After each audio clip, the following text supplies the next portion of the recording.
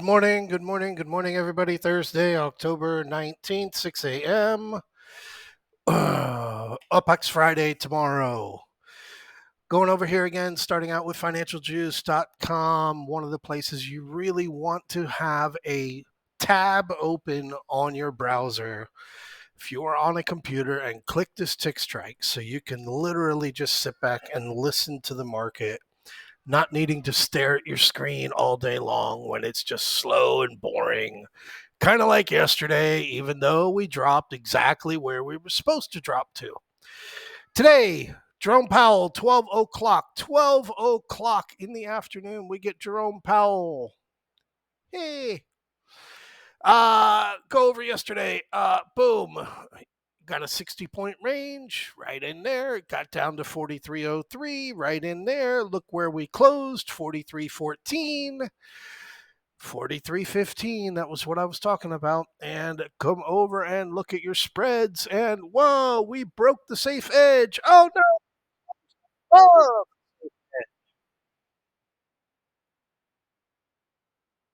Shut up. I tell you, man, these safe edges, dude, they work.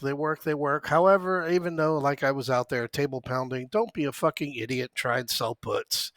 And the reason why was because there just wasn't enough credit out there to take the risk for it. I mean, look at this, your trade of the week, $3, $3.50 entries by every single one of you that sent me a private message. It's down to $1. One more day, closing red on the week, you're getting full credit, $3.50 on a $5 spread. That's a 233% trade.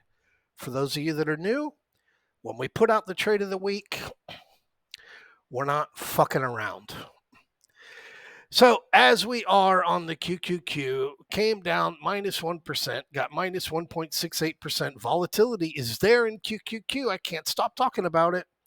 Again, trade of the week over there on QQQ is at 368, 367, 70 cents. 70 cents. 30 cents risk, over 200%. Close below 368 come Friday. The open on Monday, 366.62, got down to 362.02 yesterday. Broke that 363.19, and what happened? Sorry, 363.61. Get my decimals wrong once in a while.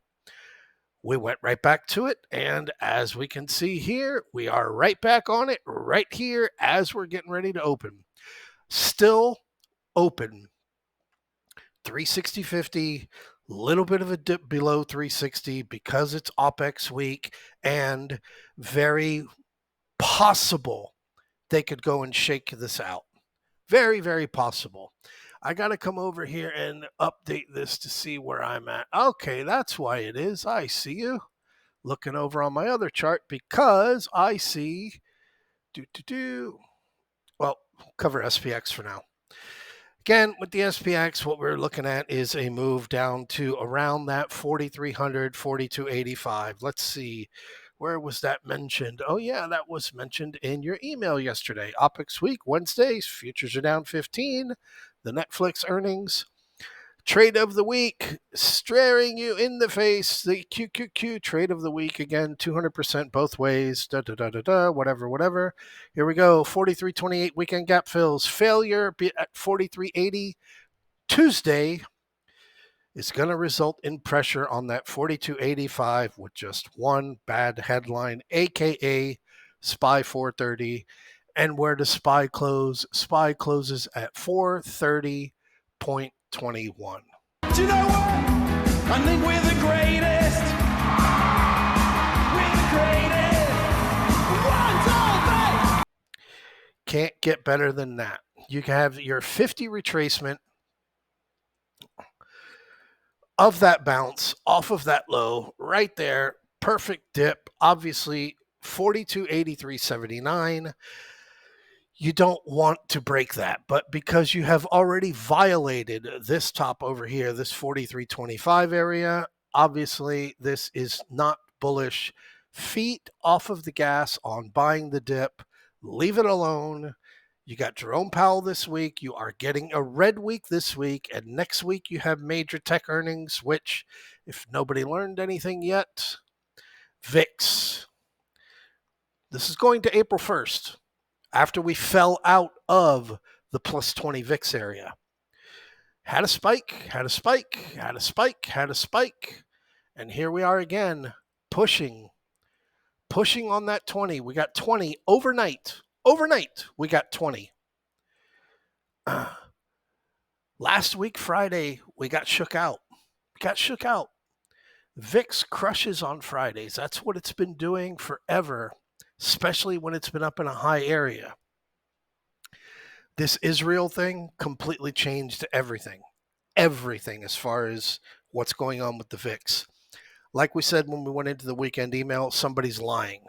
The S&P barely dipped, and the VIX spiked all the way up to 20, almost 21. We're up here again, and it's OPEX week, and it's OPEX Friday. So leave this alone. Nothing to go out there and expect that we are going to get a big bounce come Friday like we had, because we've got a VIX crush expecting on Friday. This Israel thing has changed the atmosphere for what's going on over there with the VIX. TLT, 2004 lows are getting damn close. So the bond market's broken, bottom line. But because we have this big wide chart, we're going to go over here and look at Tesla. And Tesla, like I said, being 50% from its all-time highs, you got your drop down here to 230. Now, I haven't looked because I don't bother to, because for me, it's an absolute waste. What would you have had with 240 puts? 240 puts would have cost you $6.50. Call it. You're looking at roughly a $2 to $3 gain. Not worth the risk. A lot of people were bullish on Tesla. Remember that. Netflix. Again, 50% from the all-time highs there at 350. Got a big spike up here to 394. Netflix, your calls. Where are we? 394. So let's be realistic. We'll look at like 370. 370 calls would have cost you around $6. 370. Obviously at 394, a big win. So there are going to be people out there that because of this, because of what's taken place with Netflix and with Tesla, that are going to get suckered into playing earnings as earnings season progresses. Let me tell you something. I've been doing this now I'm on my 28th year, and for a good part of the last 15 years, I've been a priority options trader. The first couple of earnings, fantastic, amazing. And then all of a sudden, all of the rest of them, even if they do make big moves, the move is already priced in, and you wind up losing playing options on the earnings. Leave the options alone for earnings trades. Netflix is open today. Tesla's open today. And you got a chart with them. You could play either one of them easily without having to take the risk. QQQ, primary focus. Primary focus. We're up here at 363.61. Obviously, there's a trade of the week. Obviously, we know that there's at least one person in the room, well, two, that have major short positions on QQQ for this week. I still expect 360.50, and I wouldn't say that we won't get a dip below 360.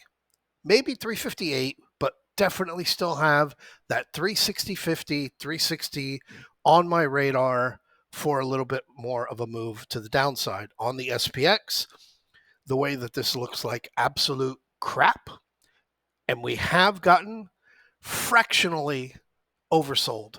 Not quite, but just enough to say that we are getting oversold. I still think that you can get a little bit more of a lower move down to around 4,300 below, down to around that 4,285. But We will see what Jerome Powell has to say. So take it light, take it easy. We have all made bags of money this week. Take your foot off the gas, let everything get settled down. Big, big, big week next week. Have a good Thursday.